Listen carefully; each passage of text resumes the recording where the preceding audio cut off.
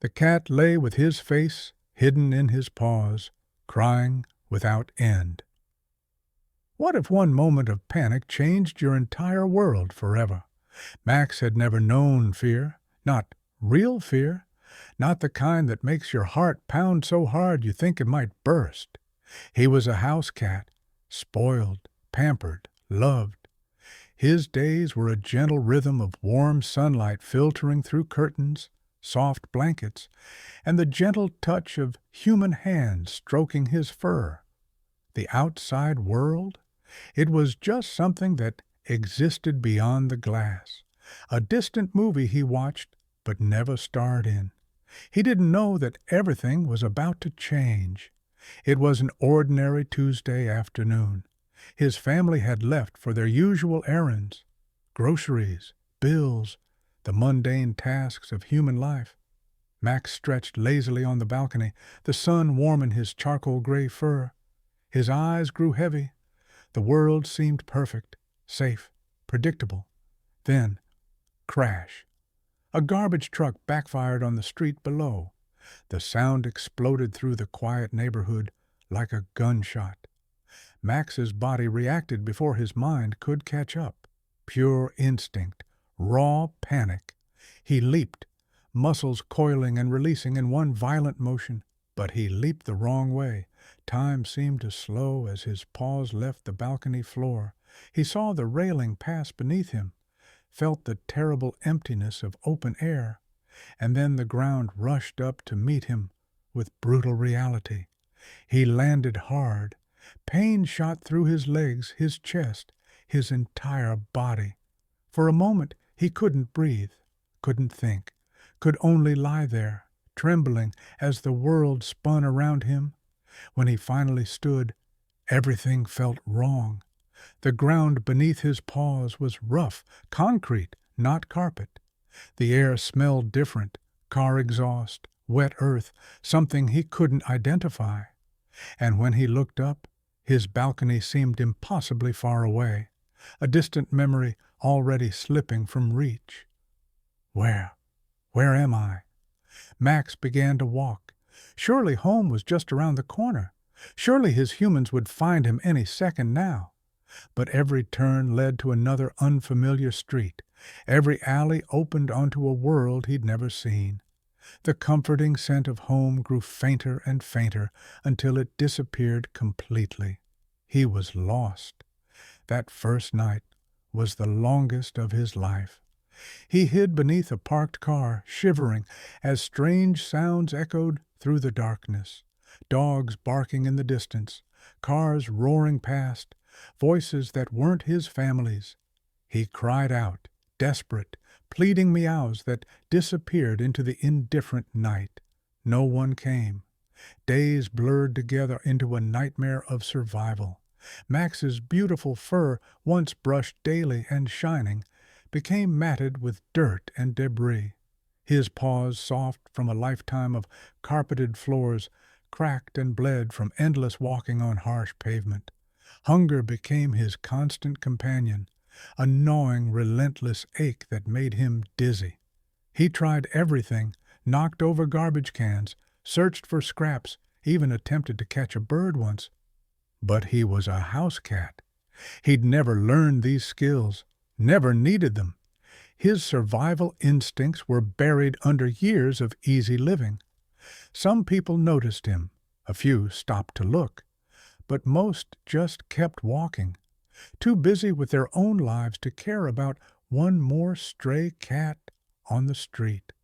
Please, his eyes seemed to say, please see me. I'm not supposed to be here. I have a home. I have a family. But no one understood. By the third week, Max had given up trying to find his way home. He found a small alcove behind a building, sheltered from the wind, hidden from the world. He curled into the tightest ball possible, tucked his nose under his paws, and cried. Not the demanding meow of a house cat wanting dinner, but the broken, hopeless sound of a creature who'd lost everything. He didn't eat, didn't move, just lay there as the world continued without him. That's when Sarah found him. She was taking out her recycling when she heard it, a sound so heartbreaking it made her stop mid-step. Following the soft crying, she discovered Max, thin, filthy, barely conscious. His eyes were dull, his breathing shallow. He looked like he'd completely surrendered to whatever came next. "Oh, my God," Sarah whispered, kneeling beside him. "What happened to you, baby?" Max didn't have the strength to run, didn't even flinch when she gently lifted him. He just hung limply in her arms, too exhausted for hope. Sarah carried him inside, wrapped him in a soft towel, and immediately gave him water. Just small amounts at first, worried he'd make himself sick. Then food, real food. The smell awakened something in Max. He ate slowly, carefully, as if afraid it might disappear. Over the next few days, Sarah became his lifeline. She bathed him gently, working through the mats in his fur with infinite patience. She took him to her veterinarian friend, who checked him over and declared him malnourished, but recoverable. She set up a cozy bed in her living room and sat beside him for hours, speaking softly, letting him know he was safe now. But Max couldn't stop crying. Every night, as darkness fell, the tears would start. Not the weak whimpers of starvation, but deep, mournful cries that echoed through Sarah's apartment. She tried everything, toys, treats, gentle music. Nothing helped. She could see it in his eyes. He was grieving, mourning a life that was gone. "Someone loved you," Sarah would whisper, stroking his fur. "Someone is missing you right now. I know they are." She just didn't know how to find them. Then, 3 weeks after she'd found him, Sarah was scrolling through her neighborhood social media group. She saw posts about garage sales, lost keys, noise complaints, and then, there, missing, beloved family cat, gray fur, green eyes, lost from Maple Street balcony. Please help us find him. He's everything to us. The photo showed a healthy, happy cat lounging in a sunbeam. But Sarah would recognize those eyes anywhere. Those were Max's eyes. Her hand shook as she typed her response. Within minutes, her phone was ringing. Michael's car barely stopped before he was out the door and running toward Sarah's apartment. His wife, Emma, was right behind him, tears already streaming down her face. They'd spent every day searching, hanging flyers, checking shelters, walking the neighborhoods, calling Max's name until their voices went hoarse. They'd almost given up hope. Sarah opened the door, and Max heard it. That voice.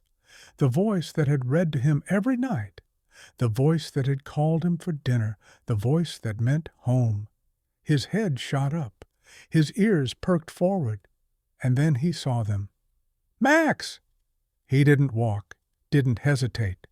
Max launched himself across the room with a strength no one knew he still had. The cry that came from his throat wasn't sadness anymore. It was pure, overwhelming joy, relief, love. Michael caught him mid-leap, crushing him against his chest as Emma wrapped her arms around them both. Max buried his face in Michael's neck, purring so loudly it vibrated through all three of them. He was crying again, but these tears were different. These were the tears of someone who'd been found. "I thought we'd lost you," Michael whispered, his voice breaking.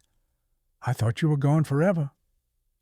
Max pushed his head harder against Michael's cheek as if to say, "I'm here.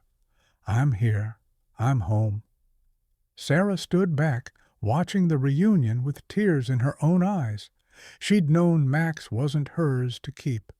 But seeing him transform from that broken, hopeless creature into this bundle of joy and love, it made every sleepless night worth it. As Michael and Emma prepared to take Max home, Michael turned to Sarah with gratitude shining in his eyes. "You saved his life. You gave us our family back. How can we ever thank you?" Sarah smiled, reaching out to scratch Max behind the ears one last time. "Just love him," she said simply. "That's all he ever wanted." That night Max lay in his own bed, surrounded by his own blankets, breathing in the scent of his own home. Michael and Emma took turns sleeping beside him, afraid to let him out of their sight. And Max, exhausted but finally at peace, purred himself to sleep. He'd been lost. He'd been broken. He'd nearly given up. But love had found him. Love had brought him home. Sometimes we lose our way. Sometimes life throws us into situations we never imagined, places we don't know how to navigate. We get scared. We get tired. We want to give up. But somewhere out there, someone is looking for us. Someone refuses to stop searching. And sometimes, if we're lucky, a stranger shows us kindness in our darkest moment, reminding us that we're not alone, that we matter, that we're worth saving. Max learned that the hard way, but in the end, he learned what matters most. Home isn't just a place. It's the people who refuse to stop loving you, even when you've disappeared. If this story touched your heart, please give it a thumbs up and share it with someone who needs a reminder that hope never dies. Subscribe for more stories about the incredible bond between humans and animals. And remember, if you've lost a pet, never stop searching. If you've found one, never stop caring. Every animal deserves their happy ending.